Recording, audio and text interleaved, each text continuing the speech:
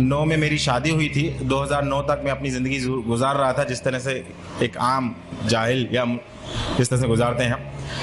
2010 में इस्लाम कबूल करने के बाद अल्हम्दुलिल्लाह 2012 में मेरी वाइफ मेरी एहलिया ने इस्लाम कबूल किया। अस्सलाम वालेकुम, welcome to my show the Noorin show. आज की ये वीडियो इतनी शानदार होने वाली है कि इस वीडियो को आखिर तक जब आप देखेंगे तो आप भी हैरान हो जाएंगे। इस वीडियो ने बहुत कुछ सिखाया है।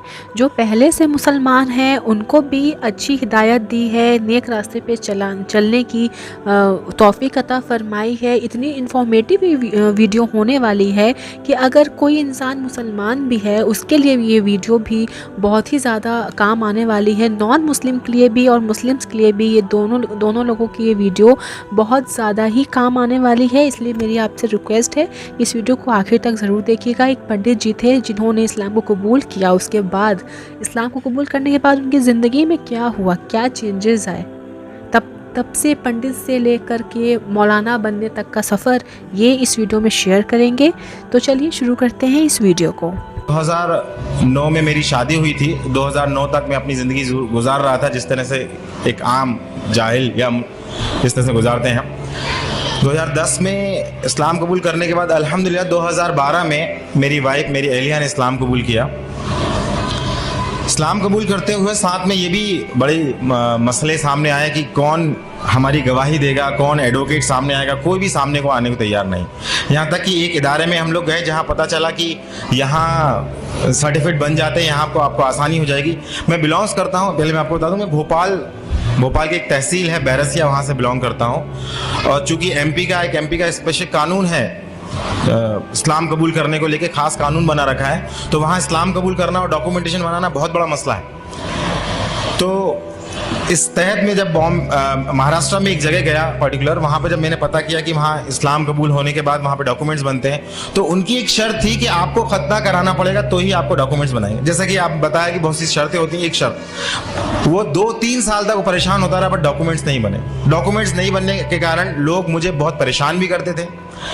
अल्हम्दुलिल्लाह अल्लाह सुब्हान तआला ने एक चीज़ महसूस करा दी इस बीच सारी, कि मुसलमानों का बिहेवियर, गैर मुस्लिमों का बिहेवियर, मुश्रिकीन का बिहेवियर आपके प्रति क्या है। सारी चीज़ अल्हम्दुलिल्लाह साथ में कुरान में पढ़ रहा था। पढ़ते पढ़ते सारी लोगों की साइकोलॉजी अल्लाह ने समझाई, पूरी तरह से मुतमईन कि अब अगर अल्लाह सुब्हान तआला ने ज़िंदगी दी है और उसने अगर मुझे ईमान दे दिया है तो वो खिलाने और पिलाने वाला वो है, तो मुझे किस चीज़ की फ़िक्र और मुझे किस चीज़ से डरना है। अल्हम्दुलिल्लाह जैसे जैसे मेरी दाढ़ी बढ़ती गई, जैसे जैसे टकने के ऊपर पजामे ऊपर गए, लोगों को जो चिढ़ाते थे, जो कॉन्स्पिरेसी करते थे, लोग जो बहाने बनाते थे, वो दूर हटने लगे कि अब ये वापस नहीं आ सकता, अब ये वापस नहीं आ सकता। यहाँ तक कि मेरे परिवार वाले भी जो बहुत मुश्किल से, बहुत इतना सुबह शाम ताने सब कुछ, यहाँ तक कि मैं सुबह ऑफिस से जाता था, मेरी शाम को वाइफ जो है इतनी ज़्यादा मतलब तानों से भरपूर मिलती थी कि मतलब उसकी ब्रेन वॉश और सारी चीज़ करने में वक्त लगता था। तो इतना परिवार वालों, वालिदैन सबके से इतना परेशान हुए मगर अल्हम्दुलिल्लाह जहाँ कुरान ने समझाया कि नहीं कुछ भी नहीं होता, जैसे इस्तिकामत हुई, जो कहा कुरान में वैसा करना, जैसी शरीयत बताई गई वैसा करना, नबी करीम सल्लल्लाहु अलैहि वसल्लम जैसा बताया वैसी सुन्नत फॉलो करी, झूठ, गीबत, चुगली ये घर से दूर करी। एक गैर मुस्लिम परिवार में जैसे ही दूर करी, अल्हम्दुलिल्लाह जो वाइफ के राइट्स थे, जो सास के राइट्स थे, वो राइट्स जैसे सेक्रीफाइड किए तो घर में बड़ा बवाल मच गया। बवाल जितना मचा उतना लोग ये समझ गए कि ये इंसान कभी झूठ नहीं बोल सकता, ये इंसान किसी लेवल पे किसी को धोखा नहीं देगा, ये खुद अपना नुकसान कर लेगा।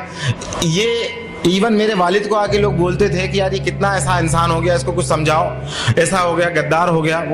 मेरे वालिद बोलते हैं कि मेरा बेटा अब 24 कैरेट का गोल्ड हो गया है, मगर बेवकूफ़। अल्हम्दुलिल्लाह अल्लाह सुब्हान तआला ने हमें तौफीक दी। हमारे डॉक्यूमेंट्स मेरे वालिद साहब की मदद से ही बने अल्हम्दुलिल्लाह। उन्होंने 2014 तक मुझे झेला, हमारे डिबेट चलते रहे 4 साल तक। उसके बाद फिर उन्होंने कहा कि तेरी इस्लाम की गंदगी लेके तू निकल जा, अपनी वाइफ बच्चों को लेके निकले। अल्हम्दुलिल्लाह हम लोग बाहर गए। उसके बाद कुछ समय बाद उन्होंने फ़ोन कर दिया, कलेक्टर, IG, SDM वगैरह सबको फ़ोन किया। फ़ोन करने के बाद बोला मेरा बेटा जो है ये इस्लाम कबूल कर गया, किसी ने इसका ब्रेन वॉश कर दिया, ज़रा देखो, हो सकता है देश के लिए नुकसानदायक हो सकता है। मेरे वालिद साहब फ़ोन करके बोल रहे हैं। मैं इस समय ऑफिस की ड्यूटी पे था। जब वहाँ से वापस आया, उन्होंने उस समय फ़ोन लगाया कि आप कहाँ पर हैं। हमें आपको ऊपर से बहुत सारे प्रेशर है, हमें आपका बयान लेना। मैंने कहा मैं जहाँ पर भी हूँ आप आ जाइए, मैं आ नहीं सकता ड्यूटी छोड़ के, आना तो पड़ेगा तुमको। तो मैंने कहा ठीक है, आप वारंट निकाल दीजिए। तो क्या कब तक आते? तो मैंने कहा इतने दिन में जब भी आता मैं आपको फ़ोन कर। जब मैं आया, आने के बाद मैं उनको बयान दिया, तो मैंने कहा आप 2 रजिस्टर खोल के बैठिए, एक मैं आपको बयान देता हूँ, लिखिए। मैं अपनी मर्जी से, किसी भी कोई प्रेशर से नहीं, मैं अपने इस्लाम कबूल किया, कोई पैसा नहीं, कोई नहीं पहचानता, कोई मेरे साथ सपोर्ट नहीं, कोई गवाह नहीं, बट मैं हूँ, क्या करना बोल। दूसरी चीज़ मैं बोला, अब आप सुनिए कि मैं इस्लाम क्यों कबूल किया, क्योंकि तुम भी जानते हो ईश्वर है, कि मैं भी जानता हूँ ईश्वर है, और ये कुरान तुम्हारे लिए खाने में अल्हम्दुलिल्लाह। नेक्स्ट डे मेरी वाइफ के लिए बोले बयान लेके, उनका बयान होना। तो मेरी वाइफ को सब लोग और भी लोग जो थे वो डरा दिए। जिन लोगों सबसे पहले जो हमारे अंसार बने अल्हम्दुलिल्लाह, अल्लाह उन्हें जज़ाया खैर दे, उनके हम रह रहे थे अल्लाह सुब्हान तआला ने, तो उनको लोगों को डराया। तो मेरी वाइफ जब पहुंची वहां, तो मैंने वाइफ को बोला कि अगर कुछ ऐसा मसला होता है डांटने डपटने मारने का, तुम भाग के तुरंत चौराहे पे आ जाना, वहां पिटेंगे तो अल्हम्दुलिल्लाह शहादत होगी, मसला नहीं। लोग पूछेंगे क्यों पिट रहे हैं, कम से कम रीजन की तरफ जाएंगे, काम हो जाएगा हमारा। लोग पूछेंगे क्या बात है, ऐसा क्या बेवकूफ़ बन गए इस्लाम में, ये हमारा काम हो जाएगा, लोगों के अंदर एक क्यूरियोसिटी पैदा होगी। अल्हम्दुलिल्लाह वहाँ पे भी ये मंजर रहा कि एक पुलिस वाला बच्चों को संभाल रहा है, एक पुलिस वाला बाहर गेट पे रोक दिया सारों को रोकने के लिए, एक पुलिस वाला मोहब्बत से बयान ले रहा है। अल्हम्दुलिल्लाह अल्लाह का करना ये हुआ कि एक पुलिस वाला हमको बोलता है, अब ये जो तुमने बयान लिया उसके IT रिपोर्ट डाल के तुम उसका IT से इन्फॉर्मेशन लेके, RTI के तहत पूरी इन्फॉर्मेशन ले लो, तुम्हारे डॉक्यूमेंट्स बनाने में काम आएगी।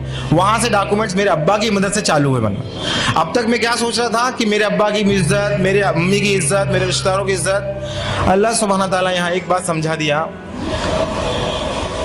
सबसे ज्यादा मोहब्बत तुम्हें अल्लाह से करनी है, उसके बाद तुम्हें सबसे करनी है। अगर तुमने उसके साथ किसी और से ज्यादा इमोशनल अटैच हुए, वहीं से तुम्हारी आजमाइश आएगी। तो ये चीज बड़ी मुश्किल से समझ में आई। जब तक मैं, मेरे अब्बा हैं, मेरी माँ हैं, इनके हुकूक हैं, इनके सारी चीजें हैं, ये सब चल रहा था। बेशक हुकूक है, इस्लाम कभी नहीं कहता रिश्ते तोड़ने को, बट वो बार बार रिश्ता तोड़ रहा, रिश्ता तो तोड़ रहा है, शर्त रख रहा है। इस्लाम शर्त नहीं रख रहा। मैंने एक्सेप्ट किया, आप करना करो मत करो, मैं आपकी पूरी तरह खिदमत करूंगा, पर इस चीज को नहीं समझ रहे हो। तो एक इमोशंस, आज भी अगर इमोशन से ज्यादा अगर हम लोग ज्यादा तरजीह देते हैं, आज भी हम मुसलमान होने के बावजूद, तो अल्लाह सुब्हान तआला मुशरिकों के बारे में पहले ही फरमा चुका है कि ये लोग दुनिया पसंद होते हैं, ये लोग ख्वाहिश पसंद होते हैं, ये तो चाहते हैं तुम्हें, जब तक कि तुम्हें अपने उल्टे पैर ना फेर दें, तुम्हारे पीछे से नहीं हटेंगे। फिर अल्हम्दुलिल्लाह इस्लाम एक्सेप्ट होने के बाद फिर लोगों को दावत तबलीग का काम चला, और इस बीच ये समझ में आया कि मुझे करना क्या है। फाइनली अल्हम्दुलिल्लाह मेरी जॉब चली गई 2015 में, अल्हम्दुलिल्लाह बोलता हूँ, क्योंकि बड़ा मुश्किल वो मुझे झेल रहे थे। उसके बाद उन्होंने कहा कि हम अपना, मैंने कहा सर क्यों चली गई जॉब, जरा मुझे बताएंगे। तो बोलते हैं हमारा एक डायमंड है वो चला गया, मगर हम मजबूर हैं। वही विश्व हिंदू परिषद, RSS, सबके फ़ोन आते थे, कोई लोग मुझे धमकाने आते थे। चूँकि मैं बिलोंग करता हूँ, बताना भूल गया, मैं बिलोंग करता हूँ जैन मजहब से, जैन दिगंबर, जहाँ के मुनि बरहाना घूमते हैं, उस मजहब से बिलोंग करता था। वो मुनि, उनसे डिबेट होती थी, डिस्कशंस होते थे, बहुत सारी चीज़ें होती थी। बट मेरी अम्मी बार बार नए नए मुनियों के पास लेके जाती थी, और ये हर बार कहती थी कि इनको नहीं आता, इनको कम आता है, तेरे को दूसरे के पास लेके जाएंगे। जब मैं इस्लाम एक्सेप्ट किया, इस्लाम एक्सेप्ट करने के बाद सबसे पहले मैंने तौहीद एक्सेप्ट की। तौहीद एक्सेप्ट करने के बाद मैंने कहा कि यार ये तौहीद समझ में आ गई, मगर ऐसा समझ में कुरान हक है, कुरान कैसे नाजिल हो गया अपने आप, कोई मोहम्मद सल्लल्लाहु अलैहि वसल्लम आके कल को बोलते हैं तो मैं तुम्हारा रसूल हूँ।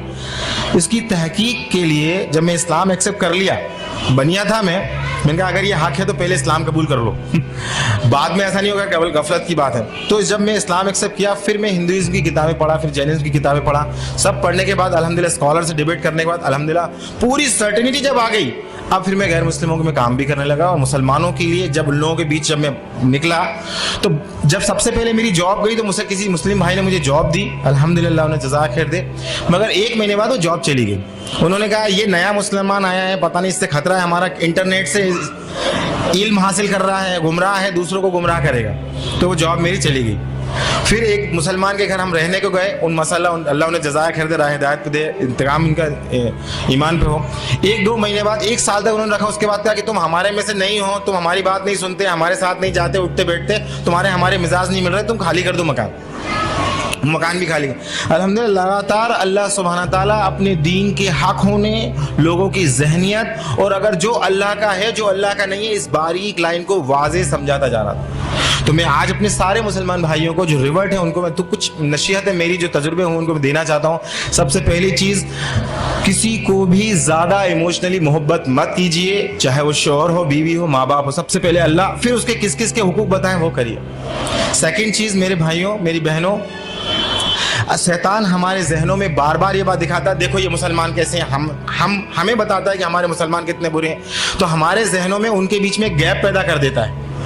मुसलमानों की बुराइयां बता बता के और हमें अपना बेहतर बता के मुसलमानों और हमारे बीच में एक गैप पैदा कर देता है। तो इस गैप को हमें नहीं देखना है, इन बुराइयों को हमें नहीं देखना है। अल्लाह ने कहीं भी नहीं कहा इन बुराइयों को देखो तुम। अल्लाह ने कहा तुम अपने आप को इस्लाह करो, अपने आप को डेवलप करो, कुरान पढ़ो, इल्म करो और तकवा हासिल करो, वो मसूल होगा।